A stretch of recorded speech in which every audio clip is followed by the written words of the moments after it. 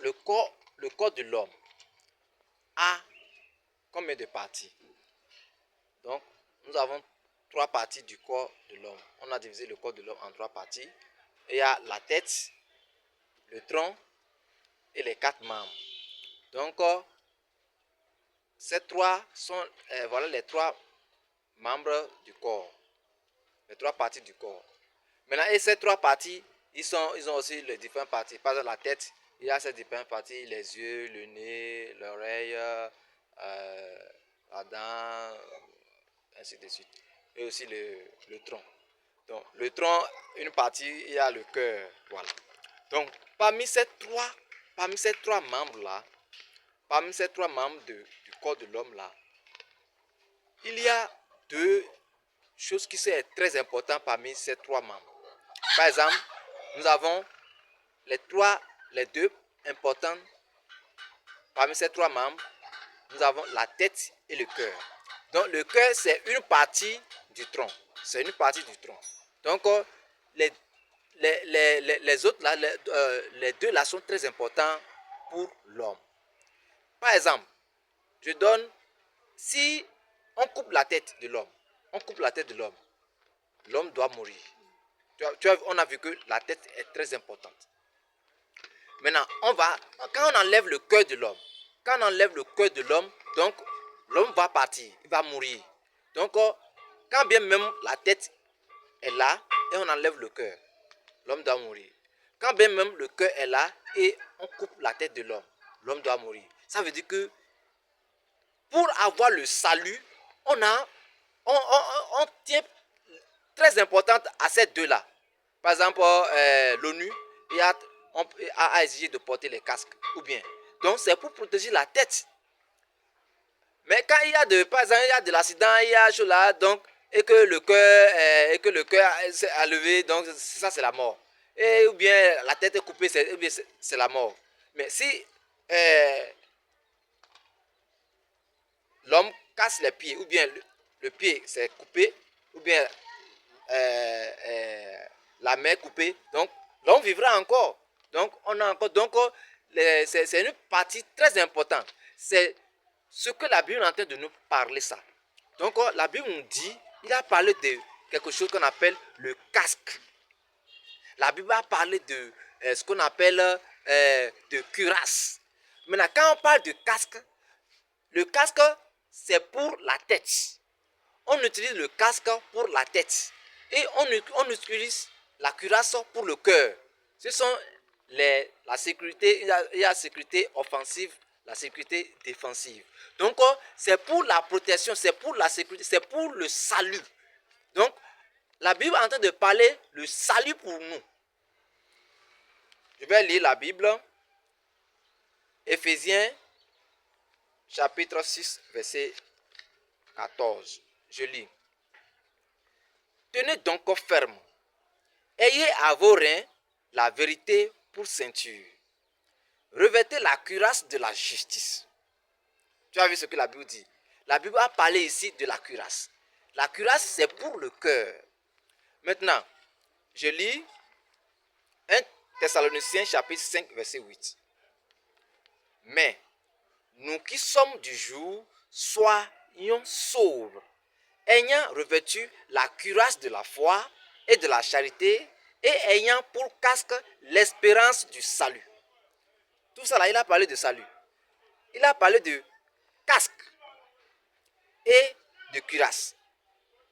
Ce verset a parlé de casque et de cuirasse. Il a parlé de la tête, il a parlé aussi de cœur.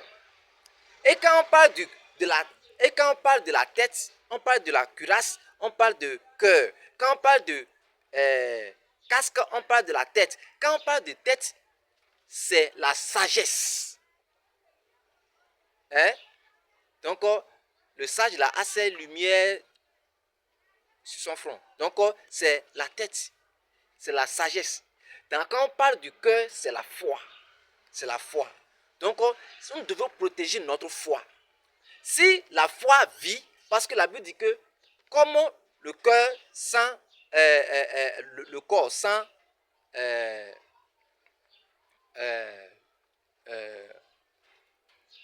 le cœur, comment dire, même la foi sans ses œuvres est morte. Ou bien. Donc, c'est très important.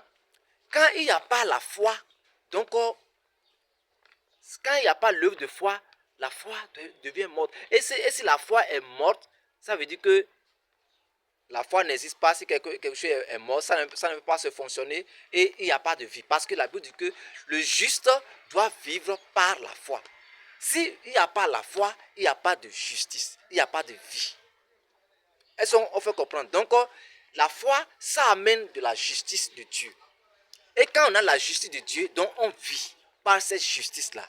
Donc, on doit protéger quoi? On doit protéger la foi.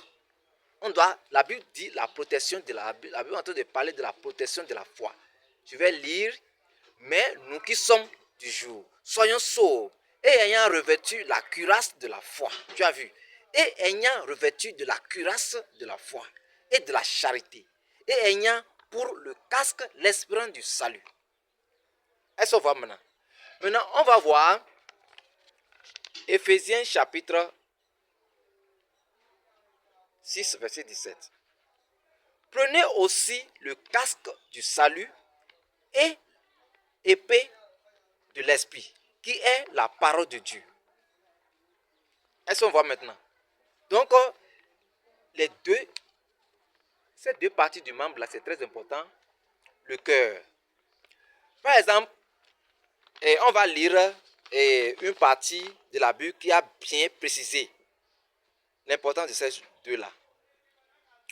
Je lis 1 Corinthiens chapitre 13, verset 2. Et quand j'aurai le don de prophétie, la science de tous les mystères et toute la connaissance, quand j'aurai même toute la foi jusqu'à transporter les montagnes, si je n'ai pas la charité, je ne suis rien. Est-ce qu'on voit maintenant? Donc, la Bible ici, là, il a parlé de quand il n'y a pas de la foi. Et si nous avons la connaissance, c'est-à-dire la compréhension, c'est-à-dire l'intelligence, quand on a l'intelligence sans la foi, et la Bible nous dit dans Proverbe chapitre 8, verset 14, il dit, le conseil et le succès m'appartiennent. Je suis l'intelligence. C'est la sagesse qui dit ça, que c'est lui qui est l'intelligence. Donc, si on n'a pas la sagesse, si on a la sagesse et qu'on n'a pas la charité c'est l'amour. Et quand on n'a pas de la charité, ça veut dire que c'est rien. Donc, ça veut dire que la charité, c'est la cuirasse de la sagesse. Hein? C'est pas, on parle de cuirasse, c'est la tête. On parle de casque. La charité, c'est le casque de la sagesse. La sagesse, c'est lui qui protège la sagesse. Pour faire garder la sagesse, pour que la sagesse vit. Tu as vu? Parce que la sagesse aussi a de vie. La sagesse a de vie. C'est la Bible qui dit ça. Maintenant, de même aussi, si on veut protéger la foi, c'est avec le casque de la foi, c'est aussi la charité. Regardez, la charité égale la cuirasse de la foi. Est-ce que vous voyez maintenant? Voilà.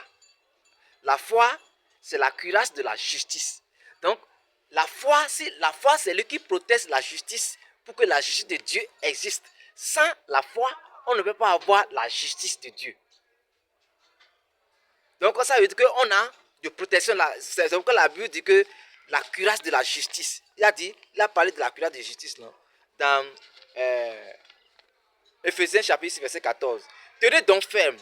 Ayez à vos reins de la vérité pour ceinture, revêtez la cuirasse de la justice.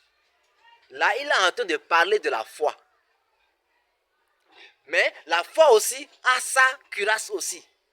Sa cuirasse aussi, c'est la charité. C'est la charité qui protège la foi aussi pour que la foi vit. Tu as vu? Maintenant, donc, les deux choses-là, c'est très important. C'est quoi? C'est très important. Donc, il faut que nous, si on voit, c'est au niveau des combattants, ceux qui combattent pour faire les soldats. les deux choses-là, c'est très important pour eux. Donc, un soldat ne veut pas porter de ces armes-là sans avoir de casque, sans avoir de cuirasse. Parce que c'est pour sa sécurité. Donc, il doit protéger pour sa sécurité, pour garder son cœur et pour garder sa tête, pour ne pas être tué. Donc, nous là, nous parlons de ce que le salut, en esprit. Donc, c'est ces choses qu'il faut garder là. Il faut garder la sagesse, il faut garder la foi. Je prends l'exemple des Grecs. Les Grecs, ils poursuivaient de la sagesse.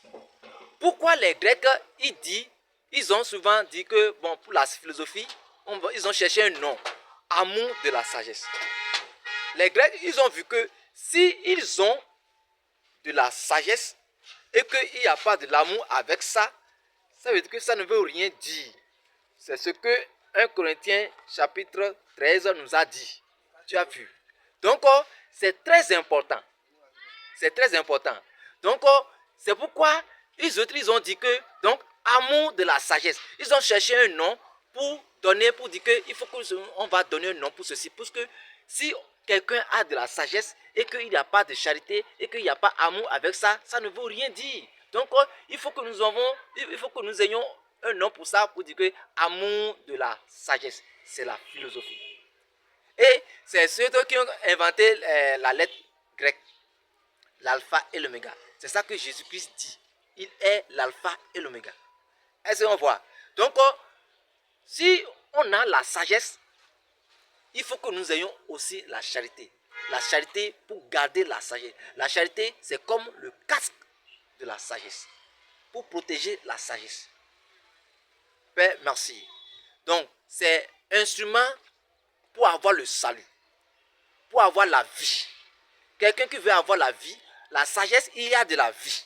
La foi a de la vie. Maintenant, pour avoir cette vie-là, il faut protéger ceux qui te donnent la vie. Il faut protéger ta sagesse. Il faut protéger ta foi. Maintenant, instrument pour protéger la foi, c'est la cuirasse. Hein? Et cette cuirasse-là, c'est la charité.